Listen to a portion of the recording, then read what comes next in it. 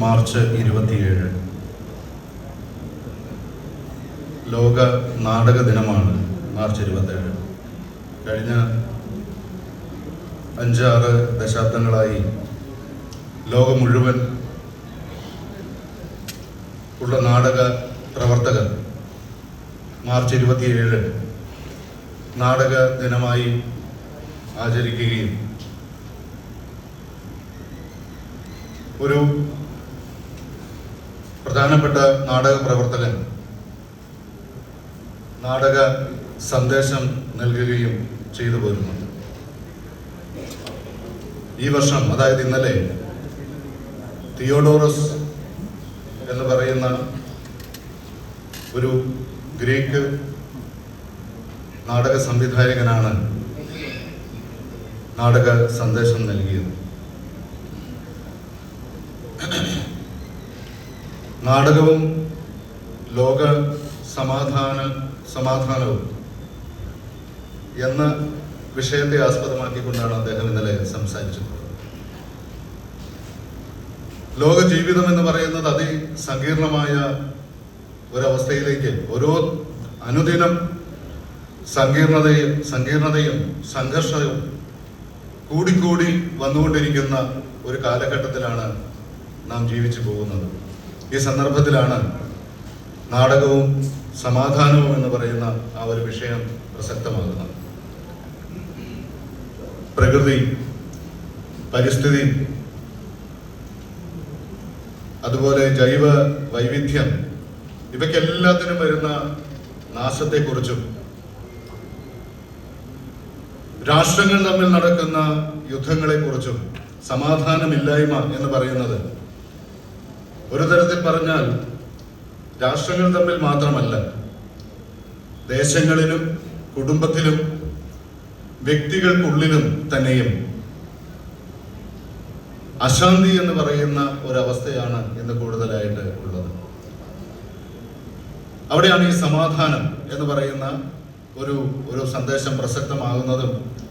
നാടകം വേറൊരു തരത്തിൽ നമ്മൾ ആലോചിക്കുകയാണെങ്കിൽ എല്ലാ കാലത്തും മറ്റ് കലകൾക്ക് അപ്പുറം, അല്ലെങ്കിൽ അതിലുപരിയായി, നാടകം എന്ന് പറയുന്ന കലാരൂപം ഒരുപക്ഷെ ലോക സമാധാനത്തിനും പുതിയ ആശയങ്ങൾക്കും മനുഷ്യരെ കൂട്ടി യോജിപ്പിക്കുന്നതിനുമായി നിലനിന്നിട്ടുള്ള ഒരു കലാരൂപമാണ് എന്ന് കാണും.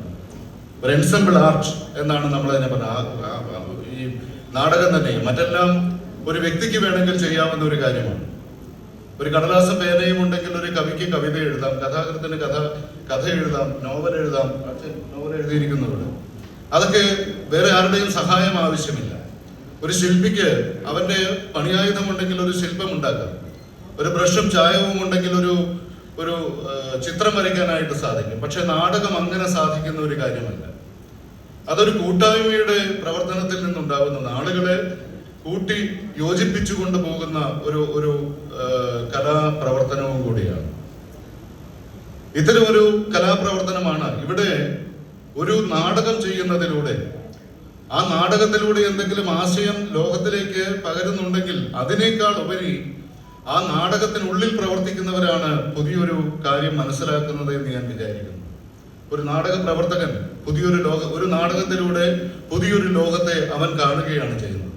പുതിയ കുറെ പാഠങ്ങൾ ആ നാടക പ്രവർത്തനത്തിലൂടെ ആ വ്യക്തി പഠിക്കുകയാണ് ചെയ്യുന്നത്. ഒരു തരത്തിൽ പറഞ്ഞാൽ ഒരു തെറാപ്പിക് ആയിട്ടുള്ള ഒരു അനുഭവമാണ് നാടക പ്രവർത്തനം എന്ന് പറയുന്നത്.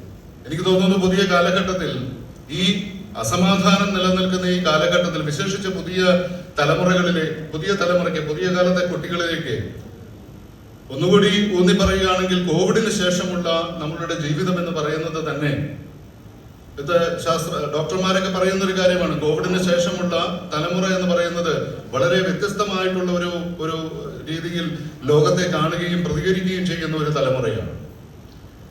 അവർക്ക് ഒക്കെ തന്നെയും ഈ പറയുന്ന ചിൽഡ്രൻസ് തിയേറ്റർ ഉൾപ്പെടെയുള്ള തിയേറ്ററിന്റെ പ്രവർത്തനങ്ങൾ അവരെ മാനവിക ബോധമുള്ളവരാക്കി വളർത്തുന്നതിലേക്ക് വലിയ പങ്ക് വഹിക്കാനായി സാധിക്കുമെന്നുള്ളതാണ്. യൂറോപ്പിലൊക്കെ അത്തരം പ്രവർത്തനങ്ങൾ ഇന്ന് വളരെ ഭംഗിയായി നടന്നു പോരുകയും ചെയ്യുന്നുണ്ട്. പക്ഷേ നമ്മളെ സംബന്ധിച്ചിടത്തോളം ഇവിടെ എനിക്ക് മുമ്പ് സൂചിപ്പിച്ചുവല്ലോ, നമ്മളുടെ ഇവിടെ ഒരു അമേച്ചർ അല്ലെങ്കിൽ ഒരു പ്രൊഫഷണൽ നാടകത്തിന് ഒരു അതിന് പറ്റുന്ന ഒരു സാഹചര്യമല്ല നമുക്കുള്ളത്. നമ്മുടെ നാട്ടിൽ അതിനുള്ള ഒരു സംവിധാനം എന്ന് പറയുന്നതില്ല.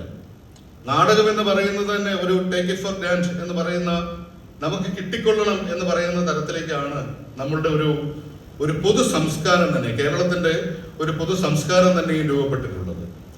അതുകൊണ്ട് തന്നെ ഈ നാടക കലാകാരന്മാരെ സംബന്ധിച്ചിടത്തോളം അവർക്ക് സ്വതന്ത്രമായിട്ടോ അല്ലെങ്കിൽ സ്വതന്ത്രമായിട്ടെന്നല്ല, ഒരു ഉപജീവനം എന്നുള്ള നിലയിൽ നാടക ഉള്ളത് എന്നുള്ള ഒരു സത്യം തന്നെയാണ്. ഒരു സിനിമയ്ക്കോ അല്ലെങ്കിൽ മറ്റ് പല കലാരൂപങ്ങൾക്കോ ഉള്ളതുപോലെയുള്ള ഒരു ഇൻകം എന്ന് പറയുന്നത് നാടക കലാകാരന്മാർക്ക് ലഭിക്കുന്ന ഒരു സാഹചര്യമല്ല നമുക്കുള്ളത്. ഇത് വേറൊരു തരത്തിൽ നമുക്ക് സാമൂഹികമായിട്ട് മാറ്റാവുന്ന ഒരു കാര്യമാണ്. വേറൊരു തരത്തിൽ 80കളിലും 90കളിലും വരെയും നാടകത്തെ ഉപജീവനമായിട്ട് കൊണ്ടു നടക്കാവുന്ന ഒരു സാഹചര്യം നമുക്കുണ്ടായിരുന്നു.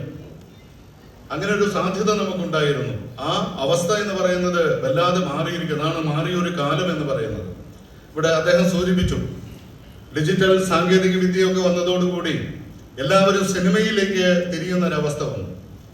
നാടകത്തിന്റെ ആ ഒരു കൂട്ടായ്മ എന്ന് പറയുന്ന പ്രവർത്തനത്തിന് അപ്പുറത്തേക്ക് ഒരു മൊബൈൽ ഫോൺ ഉണ്ടെങ്കിൽ ഒരു ചിത്രം, ഒരു ഷോർട്ട് ഫിലിം എടുക്കാൻ സാധിക്കുമെന്ന് പറയുന്ന ഒരു സാധ്യതയിലേക്ക് പുതിയ കാലം എത്തിച്ചേർന്നു എന്നുള്ളതാണ്. കുട്ടികൾ വെക്കേഷൻ ആവാൻ നോക്കിയിരിക്കുകയാണ്. പുതിയ തലമുറയിലെ കുട്ടികൾ അവർ മൊബൈൽ ഫോണുമായിട്ട് നാളെ മുതൽ ഇറങ്ങും. അവർ ചെറിയ തിരക്കഥകൾ ഉണ്ടാക്കും. അവർ മൊബൈൽ ഫോണുമായിട്ട് നടന്ന ചെറിയ ചിത്രങ്ങൾ ഉണ്ടാക്കും. അതവർ യൂട്യൂബിൽ അപ്ലോഡ് ചെയ്യും. ആയിരക്കണക്കിന് ആളുകൾ അതിന് പ്രേക്ഷകരുമായിട്ടും ഉണ്ടാകും. പക്ഷെ നാടകത്തിന് അത് സാധിക്കില്ല. കുട്ടികൾക്ക് അങ്ങനെ യോജിക്കാൻ പറ്റുന്ന ഒരു സാഹചര്യമല്ല നമുക്കുള്ളത്. അത് ജോഷി മാത്യു സാറിന്റെയൊക്കെ ആ തിയേറ്റർ പ്രവർത്തനങ്ങൾ കൊണ്ട് മാത്രമേ കുട്ടികളെ കൊണ്ടുവരുവാനും അവരെ അത്തരത്തിൽ ആ തിയേറ്റർ പരിശീലനങ്ങൾ ഒക്കെ നൽകുവാനും ഒക്കെ വലിയ പരിശീലനമൊക്കെ ആവശ്യമുള്ളതാണ്. ശങ്കരപ്പിള്ള സാറൊക്കെ ചെയ്ത നാടക കളരിയൊക്കെ നാടകത്തിന്റെ എന്നുള്ള പറഞ്ഞതുപോലെയല്ല, വെറുതെ അഭിനയിച്ചാൽ പോരെ എന്നുള്ളതല്ല. അതിന്റെ പിന്നിലൊരു വലിയൊരു പ്രവർത്തനത്തിന്റെ ആവശ്യം എന്ന് പറയുന്നത്. എന്നാൽ യൂറോപ്യൻ നാടകവേദി എന്ന് പറയുന്നത് അങ്ങനെയല്ല. യൂറോപ്പിലെ പല രാഷ്ട്രങ്ങളിലും വിശേഷിച്ച് ഫ്രാൻസിലാണ് അതിന്റെ പ്രവർത്തനങ്ങൾ ഏറ്റവും കൂടുതലായിട്ടുള്ളത്. അവിടെ ഗവൺമെന്റ് തന്നെ നേരിട്ട് നാടകവേദികൾ ഉണ്ടാക്കി കൊടുക്കുന്നു. അവർക്ക് വേണ്ട ശബ്ദത്തിനും വെളിച്ചത്തിനുമൊക്കെയുള്ള സംവിധാനങ്ങൾ, അതായത് അടിസ്ഥാന സൗകര്യങ്ങൾ ഒരു രാഷ്ട്രം ജനതയ്ക്ക് നൽകുന്നു എന്നുള്ളതാണ്. അതുപോലെ തന്നെ കുറെ കാലത്തേക്ക് അവർക്ക് നാടക കലാകാരന്മാർക്ക് വേണ്ടി ഗവൺമെന്റ് തന്നെ നേരിട്ട് എയ്ഡുകൾ കൊടുക്കുന്നു. അതിലൂടെ അവർ നാടക പ്രവർത്തനത്തിലെ ഗൗരവപൂർണമായിട്ടുള്ള നാടക പ്രവർത്തനങ്ങളിലേക്ക് അവർക്ക് ഏർപ്പെടാനായിട്ടും സാധിക്കുന്നു. അവർക്കതിലൂടെ ജീവിക്കാനായിട്ട് സാധിക്കുന്നു. അത്തരമൊരു പ്രവർത്തനം എന്ന് പറയുന്നത് ഇന്നും ഗവൺമെന്റ് അല്ലെങ്കിൽ സമൂഹങ്ങൾ അല്ലെങ്കിൽ ഏതെങ്കിലും സ്പോൺസർ ചെയ്യാവുന്നവരുണ്ട് എങ്കിൽ ഇത്തരം പ്രവർത്തനങ്ങൾ നമ്മുടെ നാട്ടിലും ചെയ്യാവുന്നതേ ഉള്ളൂ. പക്ഷെ നാടക പ്രവർത്തനത്തിൽ മാത്രമല്ല, ഒരു സാമൂഹികമായിട്ടുള്ള ഒരു മനസ്സും കൂടി സജ്ജമാകുമ്പോഴാണ്. ഗ്രാമങ്ങളിലൂടെ തിയേറ്ററുകൾ ഉണ്ടാക്കി കഴിഞ്ഞാൽ, നാടക പ്രവർത്തനത്തിനായിട്ടുള്ള വേദികൾ ഉണ്ടാക്കി കഴിഞ്ഞാൽ അത് കാണാനുള്ള ഒരു മനസ്സും കൂടി നമ്മളുടെ പ്രേക്ഷകർക്ക് ഉണ്ടാവണം. അങ്ങനെ ഒരു നാടിനെ മുഴുവനായിട്ട് മാറുമ്പോഴാണ് ആ നാടകം എന്ന് പറയുന്നത് ഉണ്ടാവുക എന്ന് ഉറച്ചു വിശ്വസിക്കുന്ന ഒരാളാണ് ഞാൻ. ഇപ്പൊ സ്കൂൾ ഓഫ് ലെറ്റേഴ്സ് എന്ന് പറയുന്ന ഞങ്ങളുടെ സ്ഥാപനത്തിൽ എല്ലാ വർഷവും ഞങ്ങളുടെയും സ്ഥാപക ഡയറക്ടർ പ്രൊഫസർ ശങ്കരപിള്ളയാണ്. ജനുവരി 1 അദ്ദേഹം അന്തരിച്ചത്.